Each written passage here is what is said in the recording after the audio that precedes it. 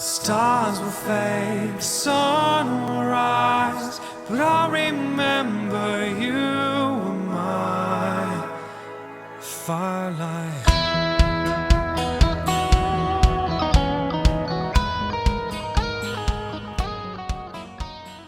So we're speaking with Jim Gray, the very talented frontman of Brisbane-based progressive alternative rock band Caligulas Horse. How are you, Jim? I'm doing very well. How are you, man? Very good. Your eagerly awaited third album is out now and doing extremely well. It's number 2 on the Australian iTunes metal charts and receiving positive reviews from your fans and critics. Have you been happy with the response? Yeah, I mean, it's always a scary one, particularly when you take a step in a direction like we did with Bloom, which is sort of, slightly away from what we've done previously and maybe not exactly what all of our fans were expecting us to do. So it's kind of a little bit daunting at first, but we're confident that we were confident that people would like it. My fear is because my skin is not very thick, that we would get slammed for it because of my fears. But no, it's been really, really great. And I actually can't believe the response that we've had so far. Like you mentioned, it is definitely an evolution in the band's sound. How would you say it compares to your previous albums? It's very different. I mean, it does have the core of what makes it fundamentally Caligulas Horse. It's Sam and I as a writing team. We've grown a lot over the years, and we've grown together, and so it's a natural growth of our sound. But at the same time, this was an experiment, really. It was a very deliberate approach. We decided we wanted something more colorful, a little bit brighter. We decided to step away from the concept album sort of basis that we had for the Tide, the Thief and Rivers End and do something a little bit different. So it is different, but it's not in an angular sense. Not like we decided to take a right hand turn. It's just a natural kind of progression as far as I'm concerned.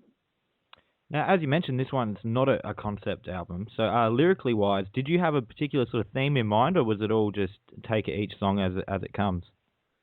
Yeah, I think more the latter than the former. Like, of course, we're sticking to the sort of brief that we gave ourselves, where that positivity and excuse me, and that positive energy, that kind of thing.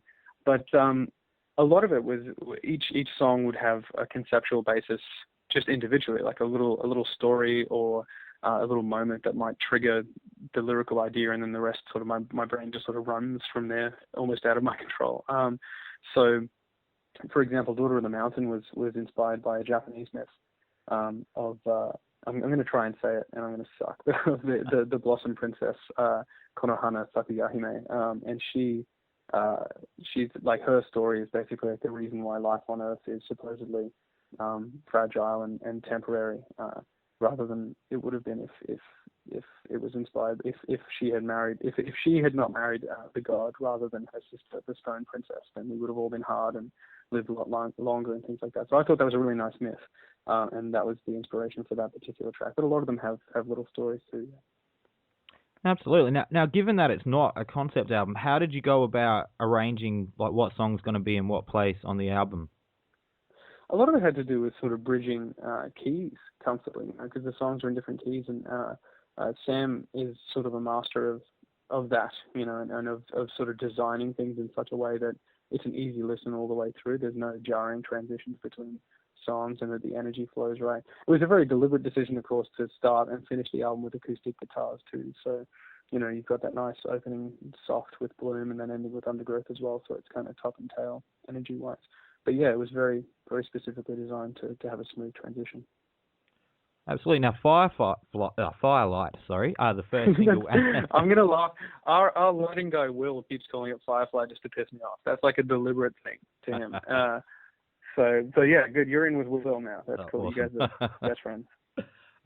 So yeah, that's the first single and video from the album. That was released, was it last week? Not too long ago. Yeah. How's the response been for that? About a week, yeah. It's been huge too. Again, that was the track for me that I think, like, I was personally kind of not afraid of, but just cautious of in terms of how it's going to be received. Just because it's distinctly not a metal song. Like, we've sort of been billed as a metal band in the past, and I don't think that's really true. But it means a lot to me, that song as well. It's a very personal thing, and I wanted it to be a celebration of life's fragility. I want it to be a celebration of each other, and I think that knowing that people have come and enjoyed the experience, and people have responded very positively to it. But it's kind of hard if you came into that song cold and didn't know quite what we were trying to achieve with it in terms of its message, then it might rub you the wrong way. But I overall, the response has been hugely positive, and I think that we recently toured with TesseracT and all around Australia. I think everyone really sort of soaked up that song. Excellent. Can you tell us a little bit about the making of the clip? The making of the clip was it was like basically over a weekend. We had sort of storyboarded and scripted the whole thing and had the vision in our heads. And so Sam was the director of this one, our guitarist Sam, and it was filmed by our good friend and co-conspirator Adrian Golby. He's incredibly useful guy to know, but also one of the loveliest guys I know. So we basically went out to a property that was our drummer Jeff's uncle's place and a friend of his, and there's a couple of properties side by side, and we scoped out a whole bunch of different locations, and it's this beautiful area, sort of, I think, fairly soon after you enter New South Wales, and just stunning views everywhere, and we had a lovely time, and basically just spent 2 full days waking up at sort of 4 or 5 in the morning and finding some beautiful sunrises and walking around singing a silly song at 200% speed, which is always entertaining. Because to get that slow-mo effect where it looks like we're all spacey and, ethereal and whatever else, it means that at some stage I was walking through the forest singing Firelight incredibly fast and still trying to keep my cool. So, yeah, good fun, but it came together nicely in the end. Awesome. And as you mentioned, you guys just got off tour with TesseracT, which must have been huge. You said that you played Firelight live. Did you play any other new ones live as well? Yeah, we actually opened those shows with the 2 opening tracks from the album, Bloom and Marigold, to sort of together as one track as they appear on the album. And we also played Daughter of the Mountain live, which I think became sort of the crowd favorite throughout, because it's quite an exciting track, and there's a bit of sort of silly guitar play and things halfway through, and very singable kind of chorus. So I think everyone had fun with that one in particular. Well, it's always a good sign when your new tracks are becoming the favourites on the first time that you're playing them live. Yeah, very true. The response in Perth in particular was nuts to that one. I'd done a little bit of silly banter before the song, as is my wont, and just thinking in the back of my mind, you're an idiot, Jim. Why do you say these things to people? But they ate it up and really shook the floor with that track. The whole place blew up. It was awesome. Awesome. And so you'll be finishing off the year with a tour in Europe. Are you looking forward to that? Yeah, we're actually flying out on Monday to Oslo, and then I'm not back in the country until December, so that'll be fantastic to come back in the heat of summer right into Queensland. That'll be good stuff. But no, the tour itself, it's literal dream come true territory for us. You're playing alternative music or playing progressive music in Australia, and you don't really allow yourself to dream of doing stuff like this in any real way until it happens, and then all of a sudden it's like, yeah, okay, cool, well, now we're going to play 26 dates across, I think, 15 to 17 countries or something in a month, and that's happening now. So that's looming ahead of us, and the dream is looking more like a nightmare, but it's going to be a crazy time. I seriously can't wait, particularly just to meet the fans. You know what I mean? We're a small band. We're starting out. We're starting to gain some momentum now, and that's really exciting. But basically, from the beginning, some of the first people that found our first album, and part of the reason why we actually formed a band out of what was going to be a one-off studio project, was a bunch of people in Europe and overseas that found our music and fell in love with it. So there are going to be people at these shows that have been fans since day one and have been waiting for years to see us. So I seriously can't wait to meet them.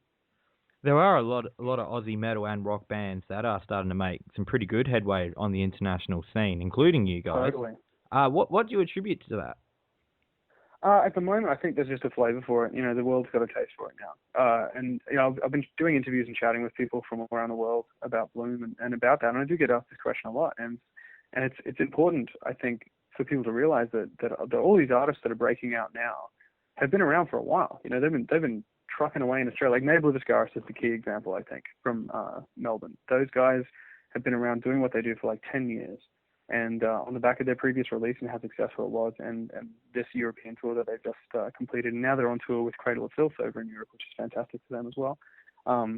People are sort of bandying about the terms overnight success and things like that, and that just seriously makes me laugh into my own hands because they've been around for so long and doing it. I think now bands like them, bands like King Parrot, and Viada's Murder, and even Distant Tomb and stuff breaking to the US, I think all of these bands have sort of paved the way for more Australian artists to be found, because now people are coming looking more, because they're going, what the hell is going on in Australia? All this amazing and original music is happening. So yeah. Absolutely. And just to finish up, do you have any plans for 2016 yet? At the moment, just none that I can really talk about officially, but we're definitely not slowing down anytime soon, and Sam and I will hopefully, time permitting, get back into some writing next year sometime as well. So yeah, we don't want to stop anytime soon. We're going to be going nuts. Absolutely awesome. Well, thank you very much for speaking with me, Jim. And we can't wait to hear what is coming next from you guys. And good luck with the European tour. Cheers. We're going to need it.